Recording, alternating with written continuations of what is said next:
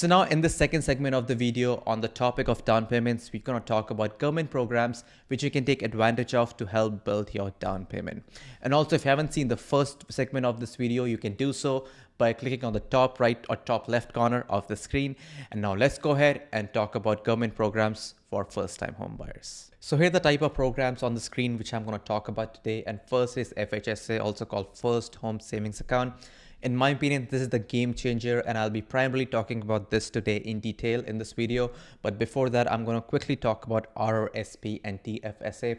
RRSP basically is a registered retirement savings plan. This money is technically meant to be used in your retirement, but they have a program under this called Home Buyers Plan for first-time home buyers, where they allow you to withdraw money from RRSP account towards your down payment for your first home. And the withdrawal limit on the money you can withdraw from RRSP account is $60,000, but it comes with the caveat you have to return that money within 15 years of the purchase of that house. Okay. And also additional benefit of RRSP is that the contributions which you made towards RRSP, that can be deducted from your taxable income. Next is tax-free savings account, which is also called TFSA. It's basically an investment account and essentially I would say a tax sheltered account. So any contribution made towards the tax-free savings account, those can be deducted from your taxable income, just like RRSP. And any investments gained from in this tax-free savings account within the tax TFSA account, those that you don't have to pay any tax on those. So that's the prime benefit of this. So now let's go ahead and talk about FHSA First Home Savings Account in detail, because I think that's the most effective program for first-time home buyers. So let's understand what exactly is FHSA. It's basically a tax-free savings plan for your first home.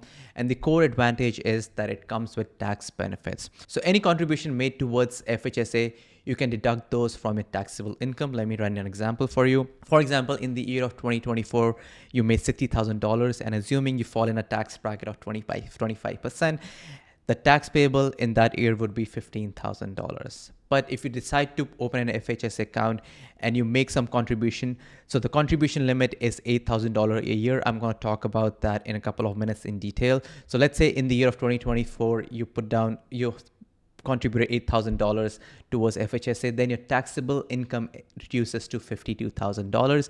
And I'm assuming your tax bracket falls in 25% again, just an example, then your tax payable comes down to $13,000. So you save $3,000 just because you have contributed towards FHSA account. Second tax benefit you get from FHSA account is that any withdrawal from FHSA account, you do not have to pay tax on that, and including any investment gains in that FHSA account. Now, here's the FHSA eligibility criteria. To open an FHSA account, you have to be 18 years of age or older than that, or less than 71 years of age. You have to be resident of Canada, and you have to qualify as a first-time home buyer. So let's go ahead and talk about FHSA max limit and contribution. So max FHSA contribution limit is $40,000. Annual contribution room each year is $8,000. Plus any unused room from the previous year can be carried forward to the next year. For example, if you contribute less than $8,000 in a year, the remaining amount can be carried forward. For example, if you only contributed $4,000 in the year of 2024, you can, in the next year or in the following year, in the year of 2025, you can contribute $12,000. Further, condition for unused contribution room carried forward. So you can carry forward only $8,000 of unused room from one year to the next. So in total, the total amount of carry forward amount allowed is $8,000. You cannot do more than that. And last, let's quickly talk about the initial FHSA contribution room. So in the year you open the FHSA account, your contribution room is set to $8,000. So it does not matter in what month of the year you open the FHSA account. For example, even if you open in the December of 2024, you are still allowed to contribute $8,000 in that year. Now that we've got some idea what FHSA account is, what the eligibility criteria are, what FHSA max limit and contributions are, now I'm going to run the numbers for you again, just to give you a perspective what a game changer this account is. So let's get right into it. So this numbers might look overwhelming, but I'm going to walk you through these step by step. So let's get started. And on the right side, you can see I'm taking assumptions. So I'm assuming you're someone who's looking to buy a house in 3 to 5 years from now, and your annual income is $100,000. and marginal tax rate on $100,000, I'm taking it as 30%, and market return is 8%. By market return, I mean is you have opened a FHSA account and you contributing money in that, and that contribution you've invested in a stock market. So the market return on that I've taken as a conservative number of 8%. And so let's run these calculations. So your initial balance is 0 in the FHS account, and you put $8,000 in the first year, and your return on investment on FHSA investment as per 8% market return is 640. So your FHSA balance for the first year we're looking at is 8640, around 8 to 9,000.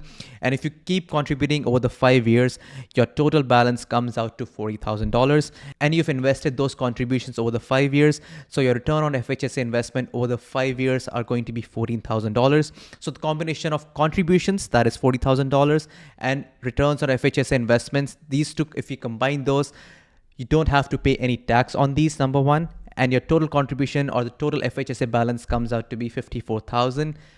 The game changer is when you take out this money from FHSA account, that is $54,000, to buy a home, you do not pay any tax on this. So that's the magic FHS account does.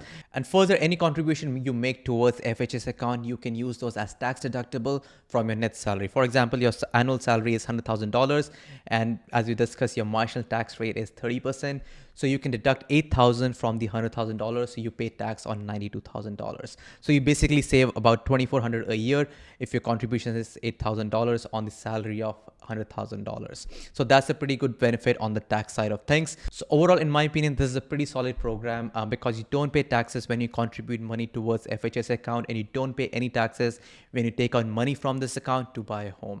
So I would highly recommend to discuss this with your accountant and use this program strategically. And I hope I was able to give you some value today. And if I did, then please smash that like button. Do subscribe to the channel. It really helps a small channel like this to grow. And also do hit the bell icon so you do not miss videos like this. Thank you so much for watching. See you in the next video.